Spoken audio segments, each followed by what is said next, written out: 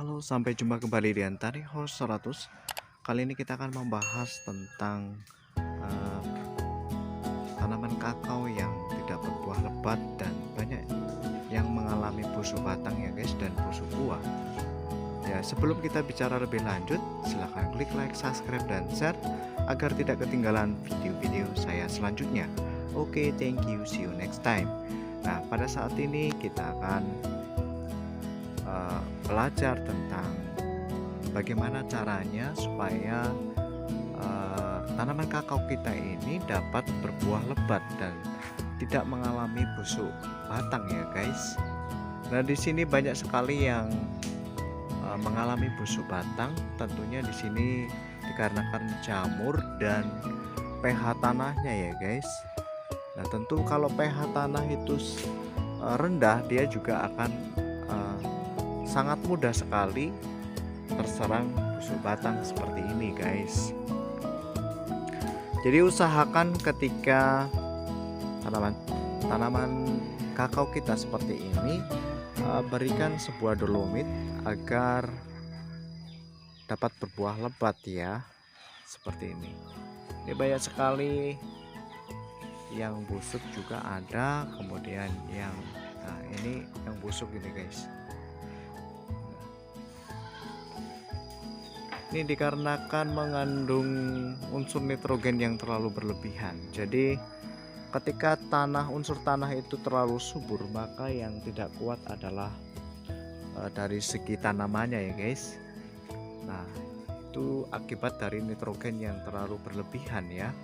Jadi ketika kita hendak ingin membuat tanaman kakao berbuah lebat, tentu harus memperhatikan dari segi pupuknya ya guys. Dan usahakan pupuk itu jangan semuanya menggunakan pupuk kimia, tetapi harus menggunakan pupuk kompos atau kohe. Nah, setelah itu kemudian kita gunakan pupuk yang mengandung unsur kalium ya, unsur kalium, kemudian fosfat dan sulfur. Nah, ketika semuanya itu terpenuhi, maka tanaman kakao kita tidak akan seperti ini guys. Jikapun berbuah, maka akan berbuah secara normal dan tidak mengalami busuk buah ya. Jadi pupuk ya, diperhatikan pupuk nitrogen itu jangan terlalu berlebihan, mungkin hanya sedikit sajalah. Kalau misalnya masa-masa berbuah seperti ini, usahakan penggunaan pupuk nitrogen itu dikurangi ya, karena ini adalah masa generatif. Yang harus kita perhatikan adalah unsur kalium dan unsur fosfat dan unsur sulfur ya. Jadi nitrogen itu sebenarnya digunakan untuk masa-masa vegetatif ya, yaitu masa-masa pertumbuhan, baru kita menggunakan banyak unsur nitrogen. Nah, selain kita harus perhatikan pupuk, itu kita juga harus perhatikan fungisidanya ya guys. Fungisida yang untuk mencegah busuk batang dan busuk buah ya. Fungisidanya itu yang pertama adalah unsur divokonazol, trisiklasol, dan tebukonazol.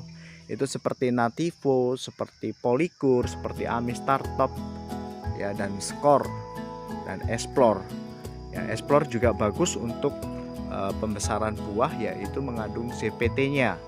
Nah, itu harus diperhatikan ya guys. Jadi ketika itu diperhatikan dari pupuk sama fungisida, maka berbuahnya juga akan normal dan bahkan banyak yang akan lebat ya guys. Nah, ini akibat karena pemberian pupuk kimia yang berlebihan dan fungisidanya kurang rutin.